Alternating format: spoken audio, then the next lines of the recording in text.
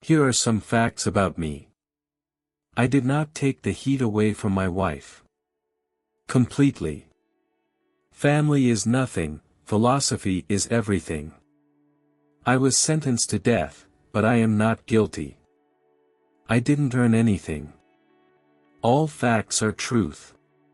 I am Socrates, an ancient Greek philosopher known for my method of questioning to explore ethics and knowledge, shaping Western philosophy through my dialogues recorded by Plato.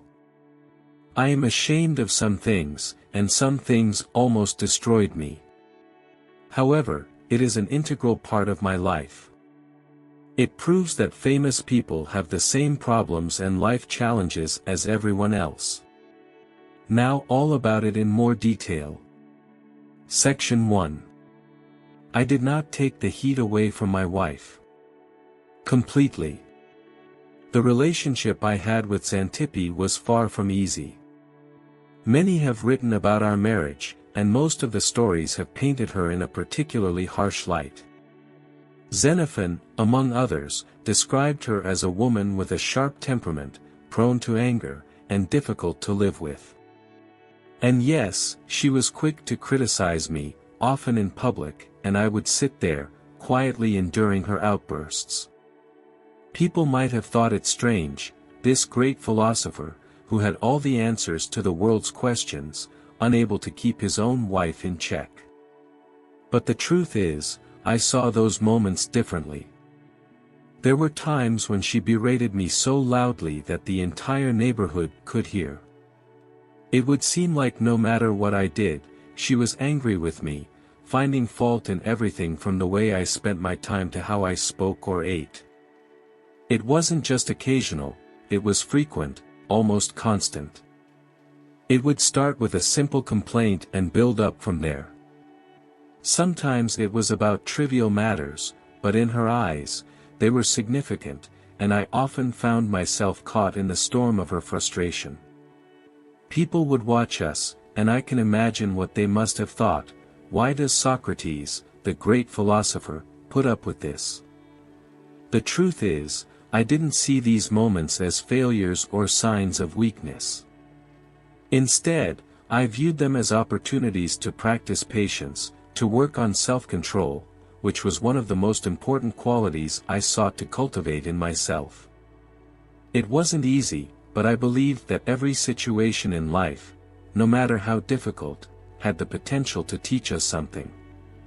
So, when Xantippe became angry and unleashed her frustration, I didn't react in the way most men would have expected. I didn't argue back or try to silence her. I stayed calm, maintained my composure, and tried to understand where her anger was coming from. It wasn't always successful, but I kept trying. After all, my philosophy was not just about understanding the world but about understanding myself and others too. There were many who criticized Xantippe, and I cannot deny that her behavior must have been challenging at times. Yet, I always tried to see beyond the surface. I never thought she was simply a troublesome woman. I believed her anger had roots in something deeper, perhaps in the way our society treated women, or the pressures she felt in our home. She may have had her flaws, but I had my own.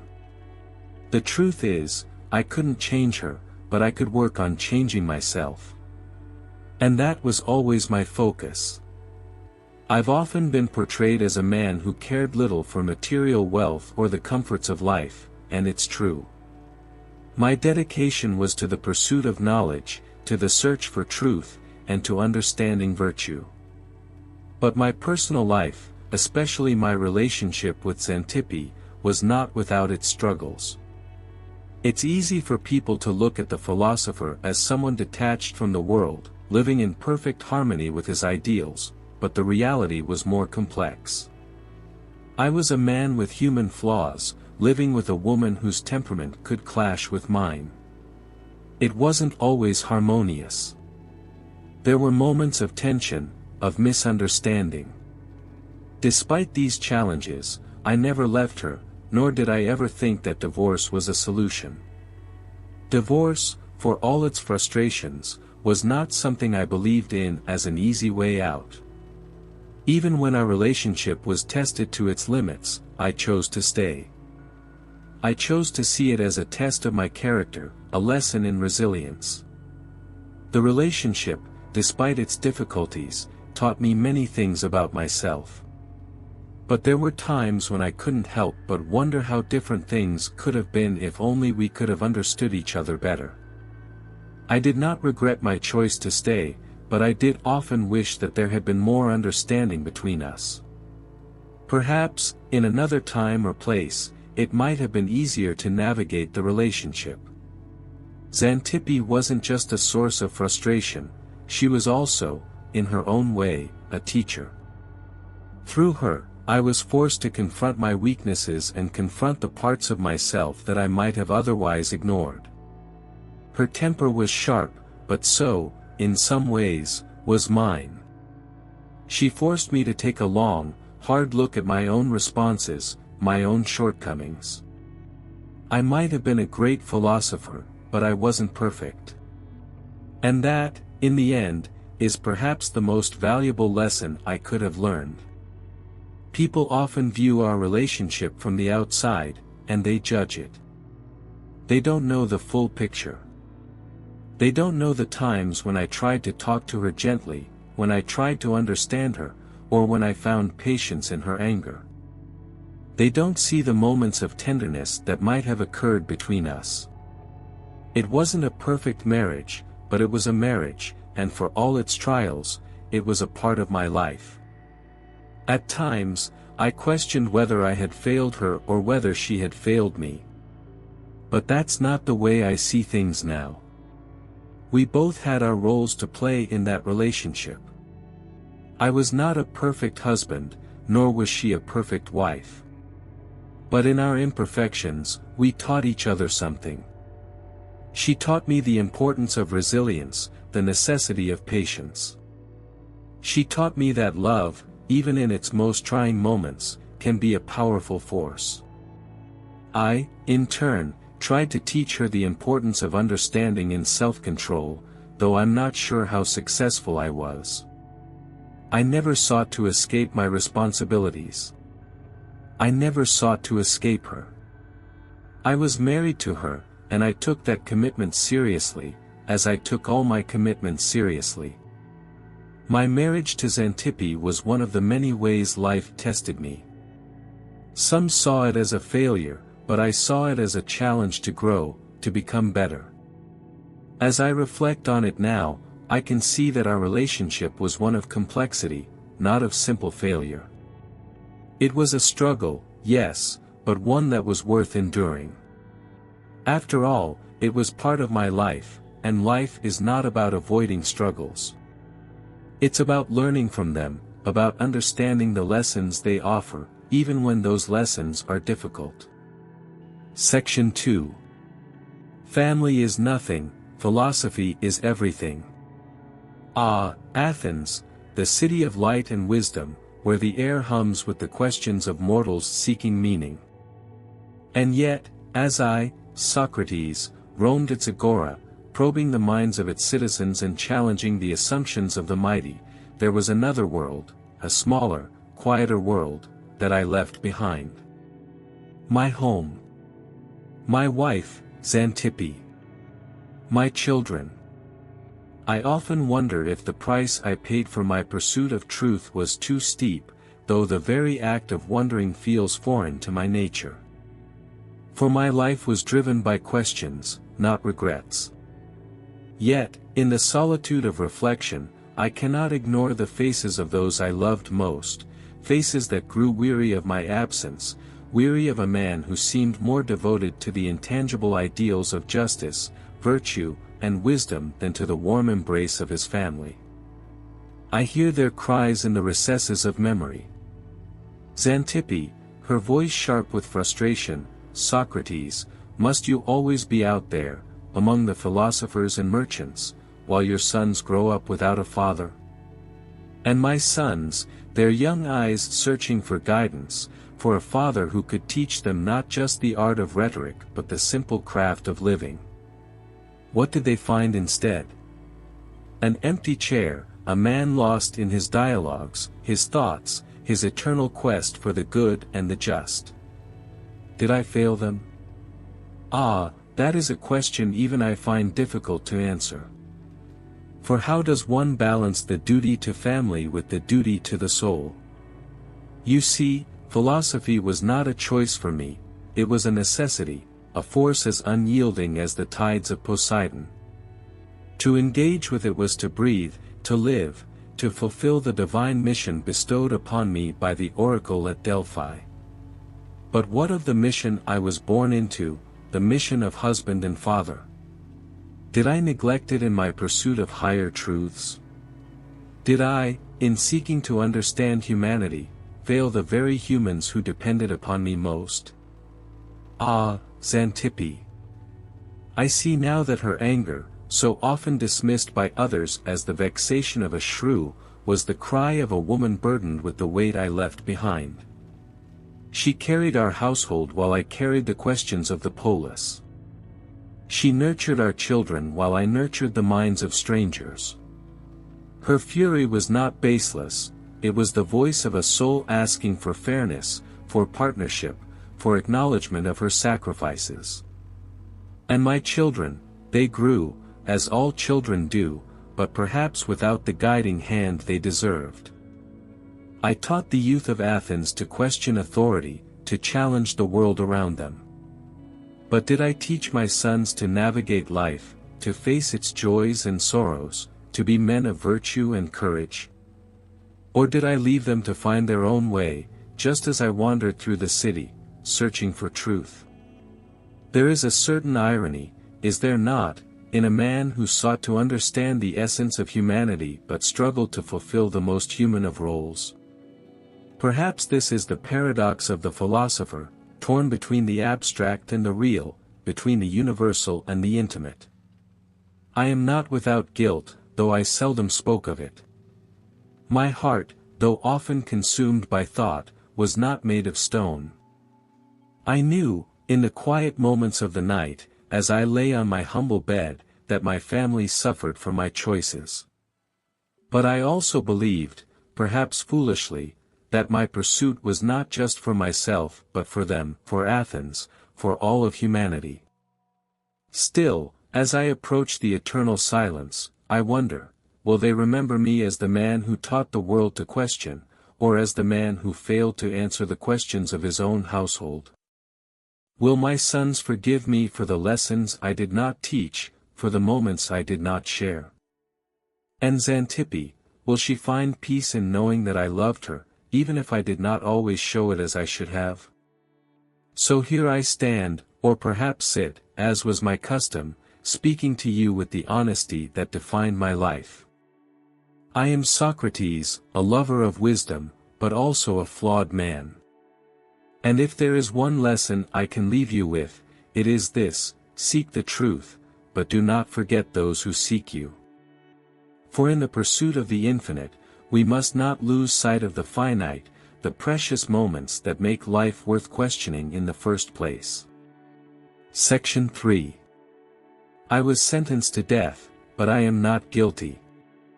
The trial and eventual execution marked the darkest chapter of my life, though it was also the culmination of my beliefs and my commitment to truth. In 399 BCE, I stood before the Athenian court, facing accusations that would lead to my death. I was charged with corrupting the youth of Athens and impiety, charges that I denied but, in truth, did not strongly defend myself against. To this day, I wonder whether my refusal to appease the court, to offer an alternative punishment such as voluntary exile, contributed to the outcome. Some say I was naive or too proud, but I saw it differently. I was unwilling to compromise my principles to save my own life. I had always believed that my mission in life was to seek truth and question the beliefs and assumptions of those around me. I was not one to accept things at face value, especially when it came to the gods or the leaders of our society. Throughout my life, I had questioned the traditions of Athens, which is what led to the accusations against me. But I never considered myself impious or corruptive. My belief was that it was more important to challenge the beliefs that govern society, especially when they were based on dogma rather than reason. I never sought to mislead anyone. My only aim was to make people think, to encourage them to examine their own beliefs and ideas critically. But my refusal to conform, to offer a defense that might have softened the court's decision, eventually led to my conviction. My accusers, Miletus, Anytus, and Lyco, were determined to make an example of me. They saw me as a threat to the traditional values of Athens. I understood that their charges were more political than anything else. The society I lived in was growing unstable, and my questioning of its structures made the powerful uneasy. I had made many enemies in my life, simply by being too honest, too bold in my questioning. To them, I was a threat to the status quo, a man whose ideas had the power to undermine their control. Throughout the trial, I remained calm, as I always did when faced with adversity. I was not afraid of death, nor was I afraid to speak the truth, no matter the cost. I was offered a chance to propose my own punishment. The court asked me what I believed would be a just penalty. I could have proposed voluntary exile, as many of my friends urged, but I refused. To propose exile would have been to admit that I had done something wrong, that I needed to escape the city to avoid punishment. I refused to do that because I believed in my innocence and my cause. I could not, in good conscience, suggest a punishment that would undermine the very philosophy I had spent my life pursuing. Instead, I suggested that I be rewarded for my service to Athens. I proposed that I be given free meals for life, as was customary for those who had contributed to the public good. Of course, this suggestion was met with contempt by the court, and the judges responded by condemning me to death. I had no illusions about the outcome. I knew the political climate in Athens was hostile toward anyone who threatened the established order, and I knew that my philosophical stance had made me a target. When the sentence was handed down, I was not surprised. Death was inevitable, and I accepted it with a calm that many found unsettling.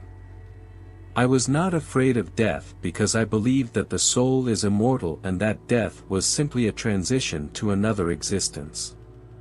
In my mind, death was not something to fear, nor was it something to resent. I had lived my life according to the principles I held dear, and I would continue to do so, even in death. As the days passed after my conviction, my friends and disciples, including Plato, urged me to escape. They offered to help me flee Athens, to avoid the punishment that awaited me. But I refused. To escape would have been a betrayal of my principles.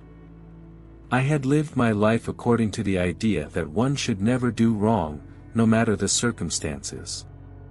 To flee from my punishment would have been an act of dishonesty, an admission that I was guilty of the charges brought against me. I could not bring myself to do that. In the end, I was sentenced to die by drinking a cup of poison, a method of execution used by the Athenians. The poison, made from hemlock, was administered to me in the company of my friends. I remained calm and composed as the poison began to take effect.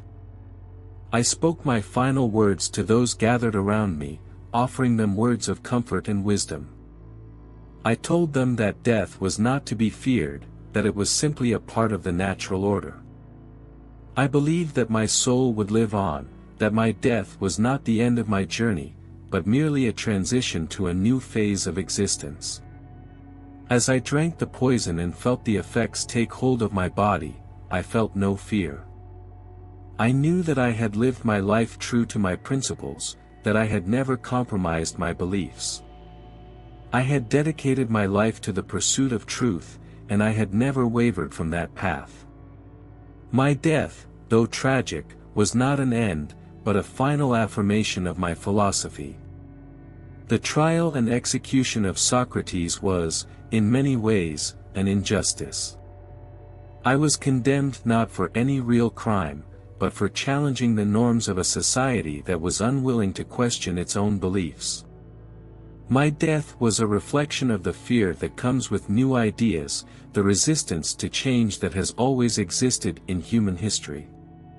But I believe that my death, as painful and unjust as it was also an affirmation of the power of philosophy, of the importance of questioning, of seeking the truth, even when it leads to difficult consequences.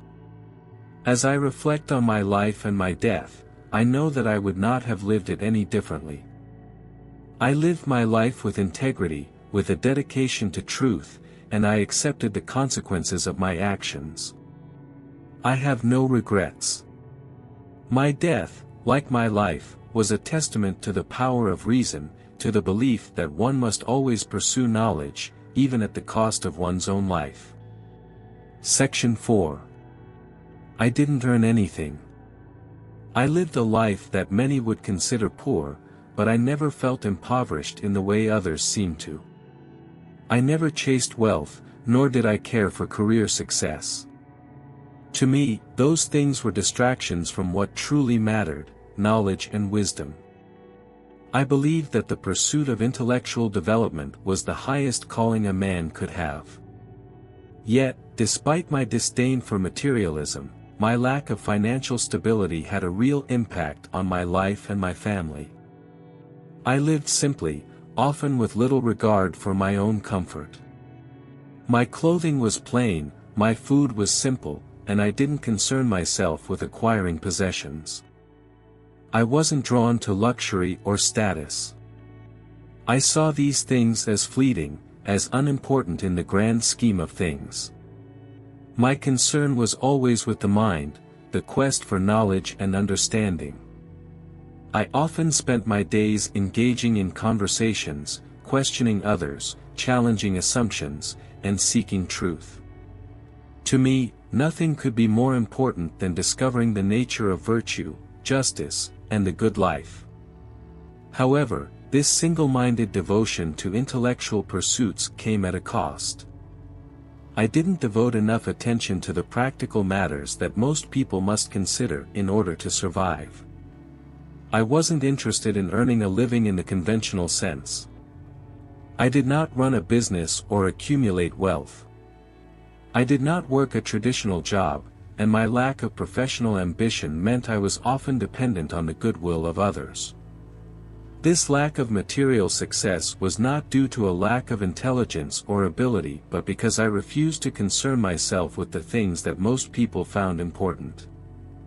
I saw the pursuit of wealth as a distraction from the greater goal of seeking wisdom. In this regard, I failed as a provider for my family. I did not make enough money to support them comfortably.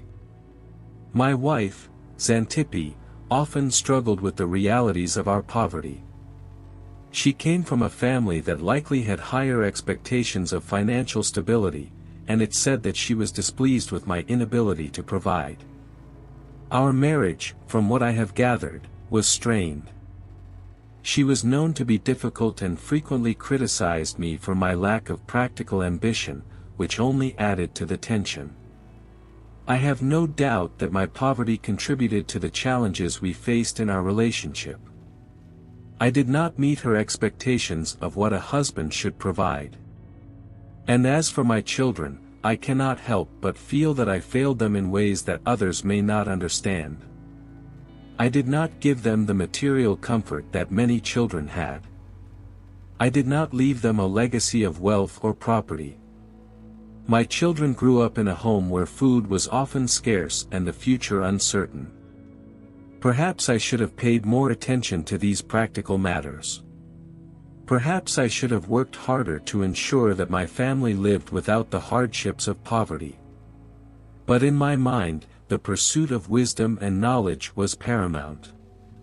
I believe that a person's life should be judged by their intellectual and moral achievements, not by their financial success.